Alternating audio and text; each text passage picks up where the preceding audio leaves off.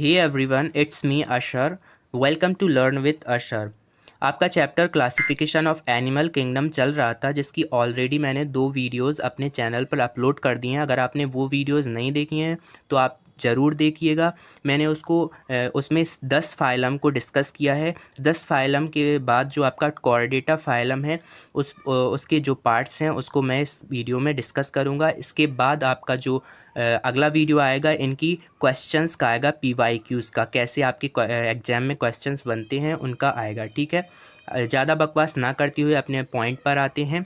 अगर आपने चैनल को सब्सक्राइब नहीं किया है तो सब्सक्राइब कर लीजिए, क्योंकि इस चैनल पे आपको बहुत ही ज़्यादा मज़ेदार कंटेंट देखने को मिलता है।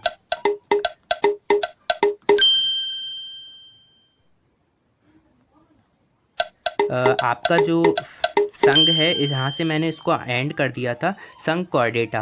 पिछली वीडियो में भी इसमें डिस्कस किया है इसका थोड़ा पार्ट, तो इसमें भी देख लीजिए अगर आपने वो मिस कर दी है वीडियो। इस संघ के जीवों में पृष्ठ, रज्जु, नोटोकॉर्ड पाया जाता है। कई पार्ट्स हैं इस संघ के। मत्स्य हो गया, मछली वर्ग हो गया, सरीसृप, उभयचर हो गया, इसके बाद स्तनधारी भी हो गया। बहुत से आते हैं, आपको सब कवर कराए जाएंगे। सबसे पहला है मत्स्य वर्ग। इनका शरीर असमतापी होता है, अर्थात इनके शरीर का तापमान नियत नहीं रहता है। असमतापी मतलब सामान्य तापमान नहीं रहता है, कभी ठंडा तो कभी गर्म होता है। लेकिन इनका खून ठंडा होता है। ये पॉइंट आपको ध्यान रखना है कि खून कैसा होता है, इनका ठंडा होता है। श्वसन गलफड़ों के द्वारा होता है।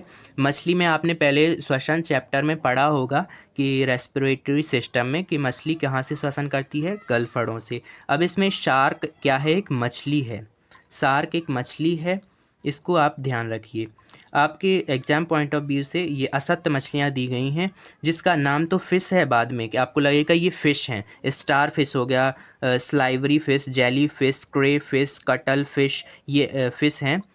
इनके नाम दिए गए हैं, आपको लगेगा ये फ़िश हैं, बट ये फ़िश नहीं है, ये अदर जीव हैं जो आपके अदर संघ पड़े हैं, और तो उन संघ में इनको रखा जाएगा। ठीक है, इसमें जो फ़िश है केवल डॉग फिश है। डॉग फिश को ही फ़िश कहा जाएगा। अदर फिश हैं जैसे रोजर हो गया, इसको फ़िश नहीं कहा जाएगा। अगला आपका जो संघ आता है, संघ के अंतर्गत दूसरा वाला उभयचर, एम्फीवियन। एम्फीवियन माने जो स्थल पर भी रहते हैं और जल में भी रहते हैं। इनमें सभी विशेषताएं पाई जाती हैं।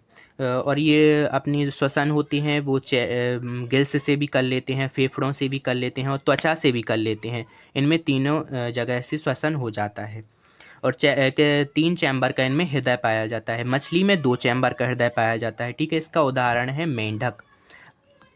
अगला आपका जो आता है रेप्टाइल। रेप्टाइल यानी सरीसृप। सृप से याद रखेंगे कि सृप की तरह रेंगने वाला, सृप ही रेंगता है और अदर जो जीव हैं वो भी रेंगते हैं, लेकिन सृप आपको ज़्यादा ध्यान में रखेगा तो सांप से याद रखिए। सांप, छिपकली, कछुआ, मगरमच्छ, डायनासोर आदि इसमें आते हैं।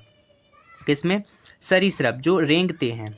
अब मगरमच्छ तथा घड़ियाल में 4 चैम्बर का हृदय पाया जाता है। श्वसन की क्रिया फेफड़ों द्वारा होती है, लेकिन इनमें 3 चैम्बर का हृदय पाया जाता है। जो आपके रेप्टाइल्स होते हैं उनमें 3 चैम्बर का हृदय पाया जाता है, लेकिन ये इसका एक पॉइंट अपवाद है कि मगरमच्छ आता तो रेप्टाइल में ही है, लेकिन इसमें मगरमच्छ और घड़ियाल में 4 चैम्बर का हृदय पाया जाता है। ठीक है, अगला आपका जो आता है पॉइंट कि सबसे जहरीला सांप कौन सा है? हाइड्रोफिश। हाइड्रोफिश सबसे जहरीला स्थलीय सांप, रसल वाइपर। ठीक है, सबसे जहरीली छिपकली कौन सी है? Komodo dragon. वर्तमान में सबसे बड़ा सरीसृप कोमोडो ड्रैगन। कोमोडो ड्रैगन आपने गुआ देखी होगी, तो गुआ की आकृति की छुपकली, मतलब छिपकली देखी है तो छुपकली ही जैसी है आपकी, वो होती है कोमोडो ड्रैगन। सांप का जहर 2 प्रकार का होता है, हीमोटॉक्सिक और न्यूरोटॉक्सिक। हीमो से याद रखेंगे, हीमो शब्द खून के लिए आता है, मतलब खून का थक्का जमाता है। न्यूरोटॉक्सिक यानी माइंड से संबंधित है, आपकी तंत्र को बंद कर देता है, ये तंत्रिका को इफेक्ट करता है। अगला आपका आता है पक्षी वर्ग। पक्षी वर्ग पक्षी समतापी होते हैं। इनका शरीर खोखला होता है, वायु कोष्ठ युक्त होता है। इनके हृदय के 4 चैम्बर होते हैं। ठीक है, और इनका खून होता है वो रेड कलर का होता है, आपको ये ध्यान में रखना है। सबसे बड़ा पक्षी शुतुरमुर्ग है, ये तो आपको ऑब्वियस सी बात है, ये तो बचपन से ही चीज़ें पढ़ा दी जाती हैं कि थोड़ा बहुत तो पता ही रहता है। उड़ नहीं सकने वाला पक्षी, अब ये पॉइंट आपको थोड़ा ध्यान में रखना पड़ेगा कि शुतुरमुर्ग ही है जो उड़ नहीं सकता है, क्योंकि उसका वज़न भी बहुत ज़्यादा होता है। सबसे बड़ा भी पक्षी है। सबसे छोटा पक्षी हमिंग बर्ड या गुंजन पक्षी, उल्टा उड़ने वाला पक्षी गुंजन पक्षी। सबसे तेज़ उड़ने वाला पक्षी अबाविल या स्विफ्ट। जलीय पक्षी कौन सा है? पेंगुइन। पेंगुइन ठीक है। अब अगला आपका जो आता है स्तनधारी, जिसमें हम आते हैं मैमल्स।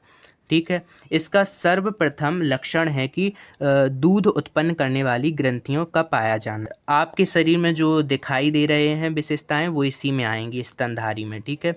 स्तनधारियों का खून रेड कलर का होता है और इसका शरीर कैसा होता है? असमतापी होता है। अब स्तनधारी में भी कई प्रकार के होते हैं। प्रोटोथेरिया हो गया, मेटाथेरिया हो गया, यूथेरिया हो गया।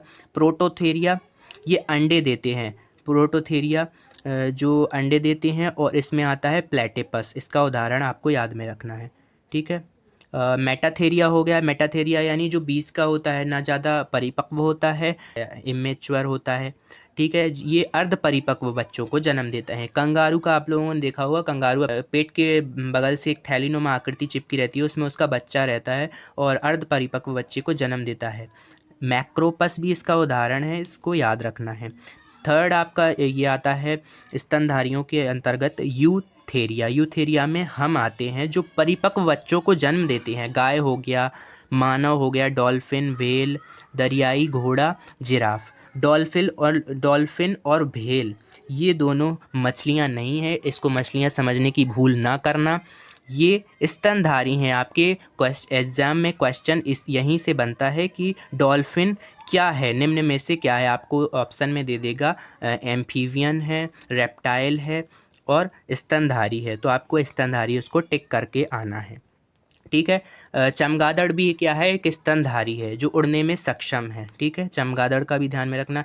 ये कड़ी हैं, बीच की कड़ी, पादप और जंतु के बीच की कड़ी युगलीना हो गई। मैंने युगलीना में आपको पढ़ाया था कि युगलीना प्रकाश संश्लेषण भी करता है और रात में छोटे छोटे जीवों को खाकर अपना पेट भरता है। तो इसमें दोनों की विशेषताएं पाई जाती हैं, जिस कारण इसको पादप और जंतु के बीच की कड़ी कहा जाता है। पक्षी और सरीसृप के बीच की कड़ी क्या कहा जाता है? आर्कियोप्टेरिक्स।